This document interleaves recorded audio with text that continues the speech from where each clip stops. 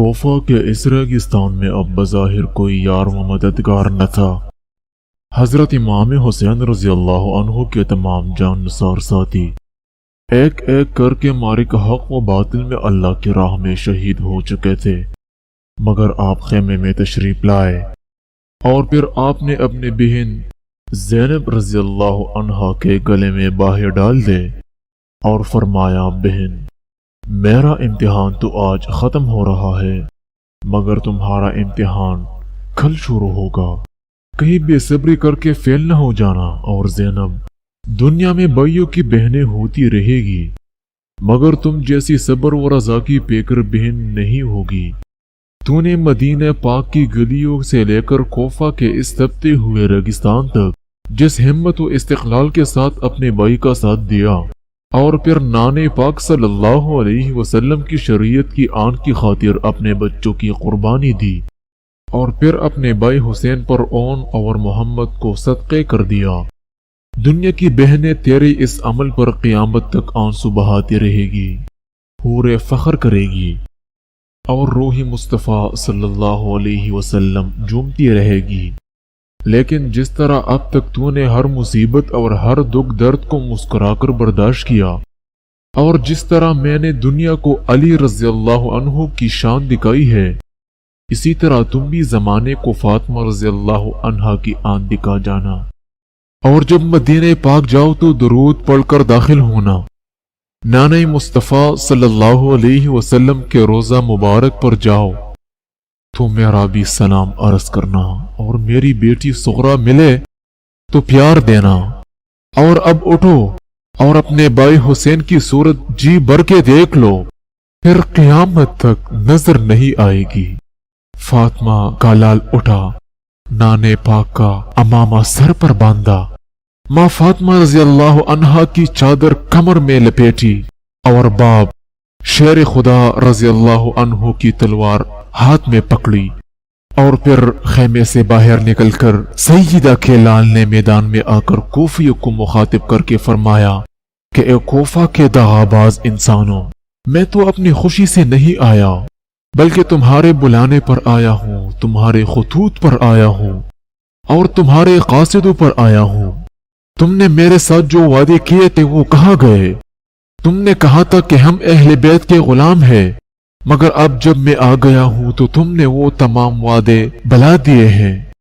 مگر یاد رکھو، تم دنیا کے جس جال میں بسے ہوئے ہو وہ ایک دن ٹوٹ جائے گا، اور دنیا کی ہر چیز طوفانی ہے۔ تم نے دنیا کی عارضی ساز و سامان کے بدلے اپنی عاقبت خراب کر لی ہے۔ تم نے چند روزہ عیش و عشرت کے عوض اپنے دین و ایمان کا سودا کیا ہے، اور دیکھو میرے سر پر اسی کا امامہ ہے جس کا تم کلمہ پڑھتے ہو، اور میری کمر میں اسی فاطمہ کی چادر ہے جس کی فرشتوں کو بھی شرم تھی۔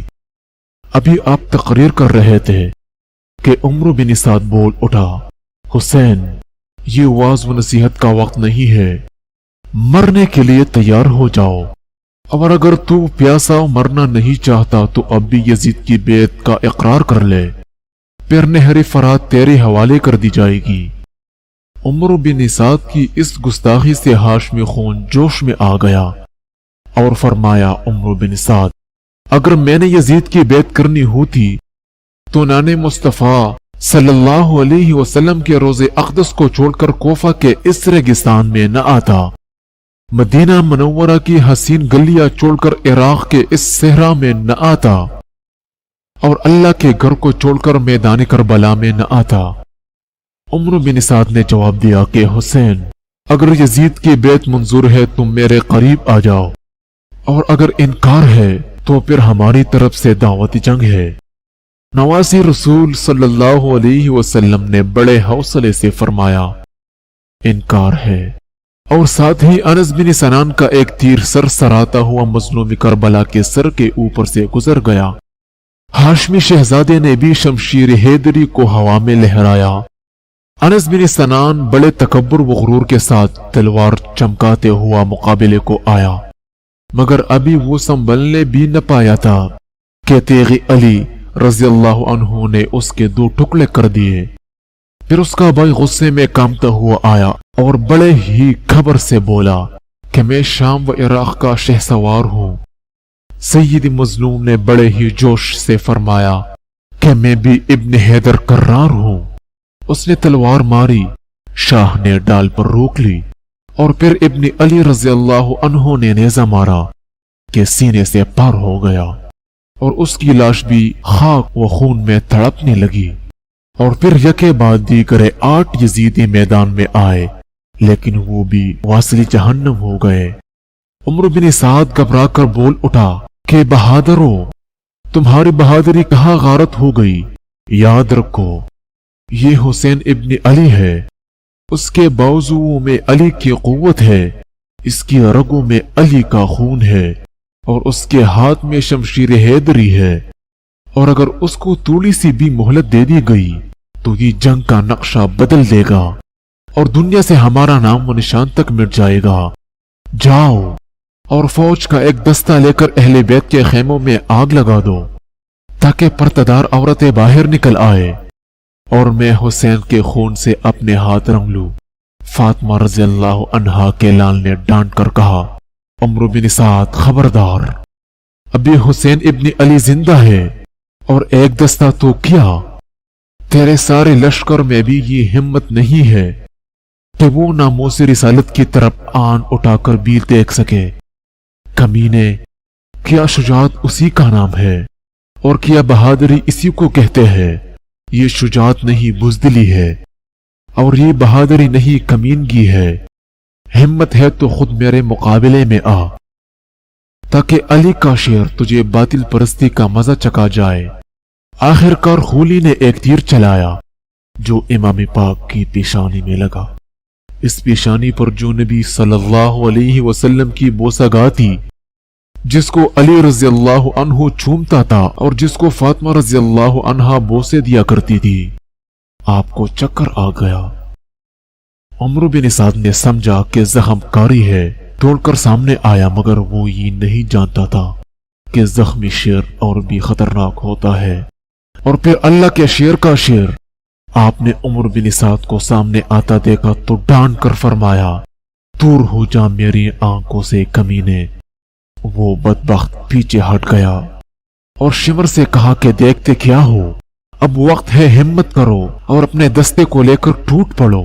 شمر نے اپنے 100 سواروں کے دستے سے حضرت حسین رضی اللہ عنہ کو نرغے میں لے لیا، مگر اس شیر خدا کے شیر نے ان تمام کو بھی فنا کر دیا، اور شاید اس مارے کا حق و باطل کا فیصلہ قیامت تک بھی نہ ہوتا کہ شمر لعین نے مکر سے ایک چال چلی اور بلند آواز سے پکارا کہ وہ دیکھو، بھائی کی محبت میں زینب رضی اللہ عنہا خیمے سے باہر آ گئی ہے۔